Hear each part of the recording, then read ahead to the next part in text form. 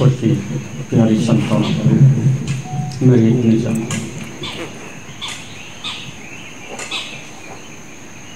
भगवान कृष्ण के विषय में पहले थोड़े दो शब्द, क्योंकि उसी संदर्भ में आप एकत्रित हुए।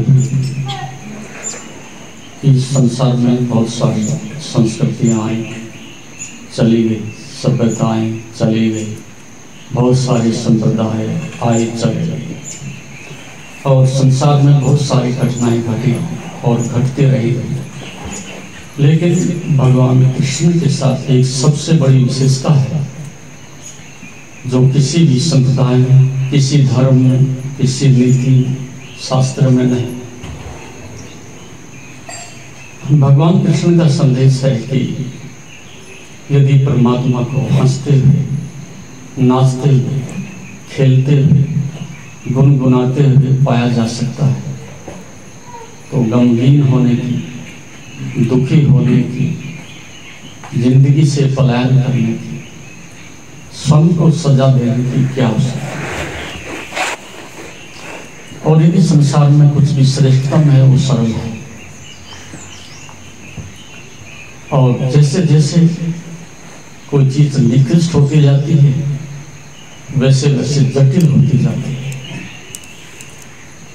आप सब भी देखो, जिस महासरोवर से आप निकल करके आए हो, जिस बीज से आप वृक्ष बने हो, जिस जन्म से प्रथम श्वास के साथ आप पृथ्वी पर अवतरित हुए हो, वहां आपसे सरल कुछ भी नहीं, आपसे अधिक उत्सव में कुछ भी नहीं। न कोई भविष्य, न अतीत, न मान, न सम्मान, न कोई महत्वाकांक्षा, न गरीबी, न अमीरी। आप वैसे हो जैसा कि अस्तित्व होता है। आप शाश्वत और अखंड हो और एकजुट हो। और यही जिंदगी के श्रेष्ठतम आयाम में से उसके शिखर पर पहुंचने का एक संकेत है। यदि हम किसी वृक्ष को जानना चाहते हैं तो हमें उसके अंदर प्रवेश करना होता है। किसी जानवर को जानना चाहते हैं तो उसके अंदर प्रवेश करना पड़ता है। सतह पर जो दिखाई देता है वह उसका वास्तविक रूप नहीं है। अंतरतम में जो छिपा है, जो गर्भ में छिपा है, वही उसका वास्तविक रूप है।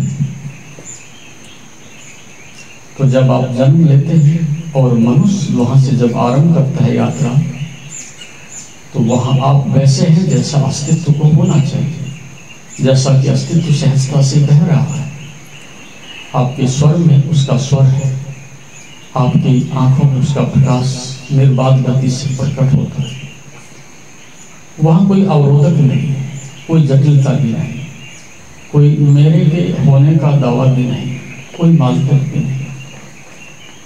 लेकिन जैसे जैसे आप यात्रा पर आगे बढ़ते हैं, बहुत सारी धूल इकट्ठी होती है, बहुत सारी पलकें जमा होती हैं, बहुत सारे मेव तू के दावे इकट्ठे होते हैं और बहुत सारा सघन अंधकार आपको चारों तरफ घेर लेता है। और स्वभाव के विरुद्ध ठहर जाना पड़ता है। क्रोध स्वभाव नहीं, लेकिन धीरे धीरे आपके प्रेम को दबा लेता है। अहंकार आपका स्वभाव नहीं, लेकिन धीरे धीरे आपकी विनम्रता को दबा देता है। लोभ, स्वार्थ, इसी प्रकार के जो भी अमान्य दृष्टिकोण से मनुष्य की बुराइयां हैं वो आपके स्वभाव में, वो विजातियां हैं और बाहर से बिगड़ी हुई सभ्यताओं ने और बिगड़े हुए संस्कारों ने और रास्ते से भटक गए हुए मनुष्यों ने तुम्हें इस प्रकार का जहर दे दिया है, जिसके कारण आपका स्वभाव ठीक वैसे ही दब जाता है जैसे कि बादलों के सामने सूर्य का प्रकाश ओझल हो जाता है। हो तो तुम प्रकाश में ही, लेकिन ये अवादत, ये संसारिक इच्छाएं और कामनाएं सब उसको आवृत कर लेते हैं, ढक लेते हैं। मुझे सहज हो गई है मंजिल, वो हवा के रुख भी बदल गए। तेरा हाथ जब से हाथ में आया, राह पर चिराग जलते। सरल व्यक्ति के साथ, शाश्वत जीवन के साथ यही होना चाहिए और यही होता रहेगा।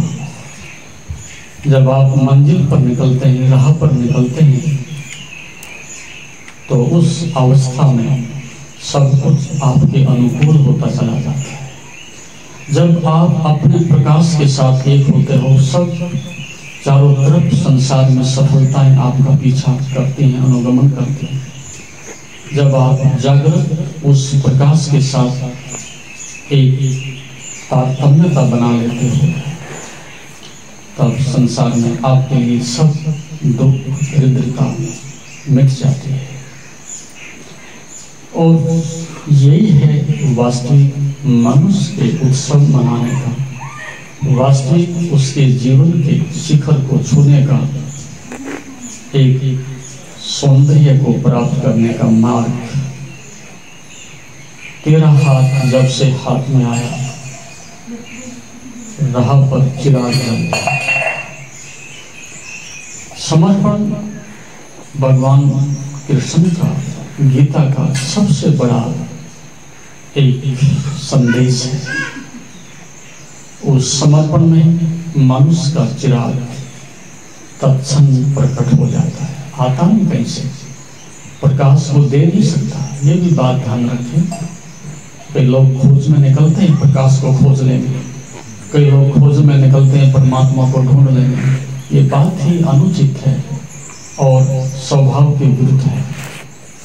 यदि आप खोजने जाओगे तो और दूर निकल जाओगे और भटक जाओगे। और ऐसा ही हम आज तक ये मूर्खतापूर्ण कार्य करते रहे। प्रकाश घर में था, लेकिन कुछ लोग अफवाह फैला देते हैं। कुछ लोग इस प्रकार की गलत सूचनाएं और मार्ग आपके हाथ में पकड़ा देते हैं कि दौड़ो और खोज लो। लेकिन भगवान कृष्ण कहते हैं ठहरो और पा जाओगे। समस्त योग, वेदांत और भक्ति ये कहती है कि तुम्हारे ठहराव में, तुम्हारी एकजुटता में, तुम्हारी समग्रता में, तुम्हारी निर्दोषता में, तुम्हारे समर्पण में, तुम्हारे इनोसेंट होने में अंदर से ठीक ऐसे ही प्रकट होता है। हरिओम तत्सत।